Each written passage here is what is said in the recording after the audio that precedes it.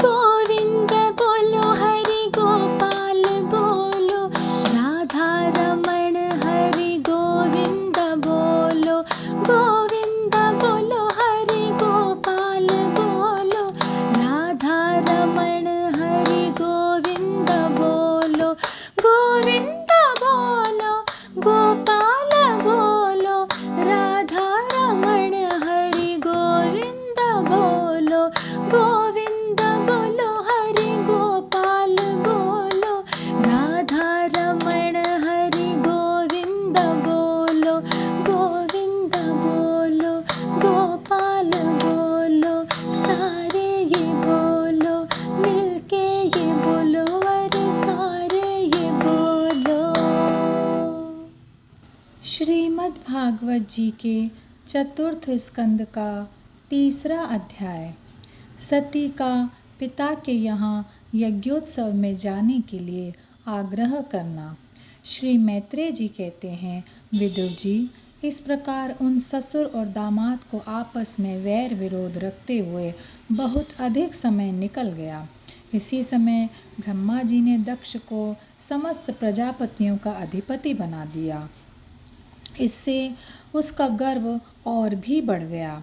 उसने भगवान शंकर आदि ब्रह्मनिष्ठों को यज्ञ भाग न देकर उनका तिरस्कार करते हुए पहले तो वाजपेय यज्ञ किया और फिर बृहस्पति सव नाम का महायज्ञ आरंभ किया।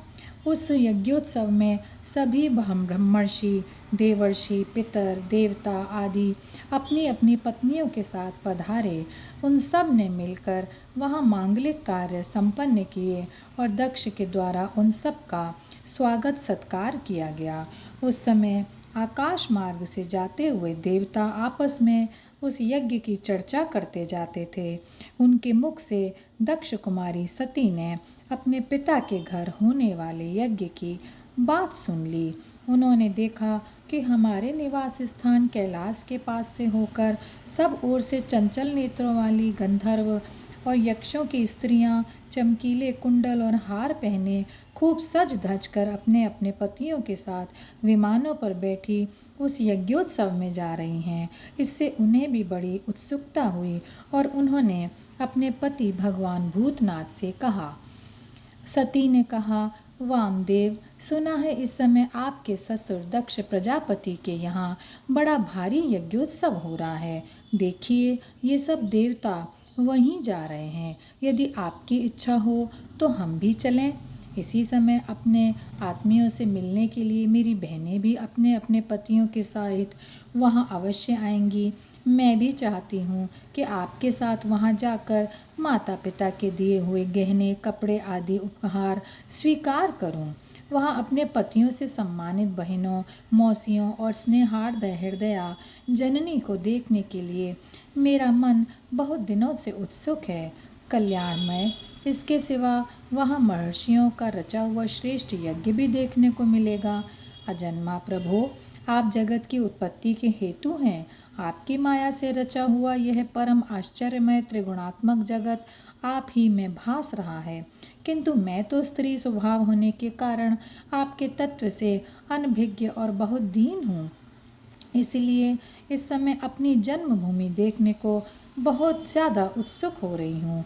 जन्म रहित नीलकंठ, देखिए, इनमें कितनी ही स्त्रियां तो ऐसी हैं जिनका दक्ष से कोई संबंध भी नहीं है, फिर भी वे अपने अपने पतियों के साथ खूब सज धज कर झुंड की झुंड वहाँ जा रही हैं। वहाँ जाने वाली इन देवांगनाओं के राजहंस के समान श्वेत विमानों से आकाश मंडल कैसा सुशोभित हो रहा है।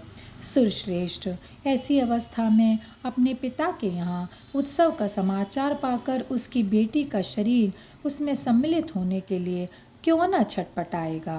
पति, गुरु और माता पिता आदि सुहृदों के यहाँ तो बिना बुलाए भी जा सकते हैं। अतः देव, आप मुझ पर प्रसन्न हों। आपको मेरी ये इच्छा अवश्य पूर्ण करनी चाहिए। आप बड़े करुणामय हैं, तभी तो परम ज्ञानी होकर भी आपने मुझे अपने आधे अंग में स्थान दिया है। अब मेरी इस याचना पर ध्यान देकर मुझे अनुग्रहित कीजिए।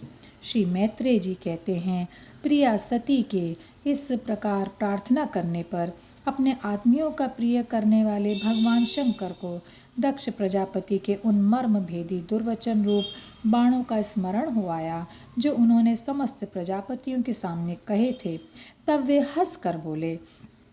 भगवान शंकर ने कहा, सुंदरी, तुमने जो कहा है कि अपने बंधुजन के यहाँ बिना बुलाए भी जा सकते हैं, सो तो ठीक ही है, किंतु ऐसा तभी करना चाहिए जब उनकी दृष्टि अतिशय प्रबल देहाभिमान से उत्पन्न हुए मद और क्रोध के कारण द्वेष दोष से युक्त ना हो गई हो।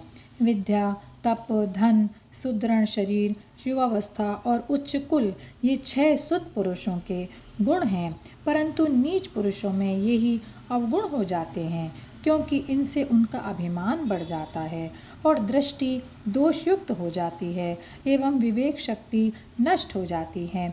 इसी कारण वे महापुरुषों का प्रभाव नहीं देख पाते। इसी से जो अपने यहाँ आए हुए पुरुषों को कुटिल बुद्धि से भौं चढ़ाकर रोष भरी दृष्टि से देखते हैं, उन अव्यवस्थित चित्त लोगों के यहाँ ये हमारे बांधव हैं ऐसा समझकर कभी नहीं जाना चाहिए।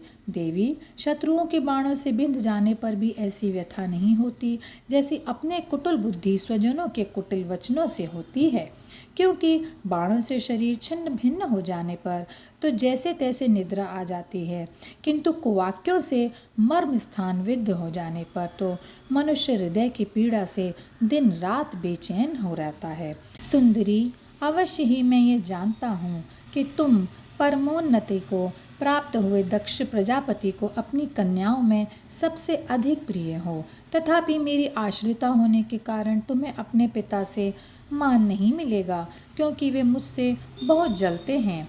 जीव की चित्तवृत्ति के साक्षी अहंकार शून्य महापुरुषों की समृद्धि को देखकर जिसके हृदय में संताप और इंद्रियों में व्यथा होती है, वह पुरुष उनके पद को तो सुगमता से प्राप्त कर नहीं सकता, बस दैत्यगण जैसे श्री हरि से द्वेष मानते हैं वैसे ही उनसे कुढ़ता रहता है। सुमध्य में तुम कह सकती हो कि आपने प्रजापतियों की सभा में उनका आदर क्यों नहीं किया, सो ये सम्मुख जाना, नम्रता दिखाना, प्रणाम करना आदि क्रियाएं तो लोक व्यवहार में परस्पर की जाती हैं, तत्वज्ञानियों के द्वारा बहुत अच्छे ढंग से की जाती हैं। वे अंतर्यामी रूप से सबके अंतःकरणों में स्थित परम पुरुष वासुदेव को ही प्रणाम आदि करते हैं, देहाभिमानी पुरुष को नहीं करते। विशुद्ध अंतःकरण का नाम ही वसुदेव है, क्योंकि उसी में भगवान वसुदेव का अप्रोक्ष अनुभव होता है। उस शुद्ध चित्त में स्थित इंद्रियातीत भगवान वासुदेव को मैं नमस्कार किया करता हूँ।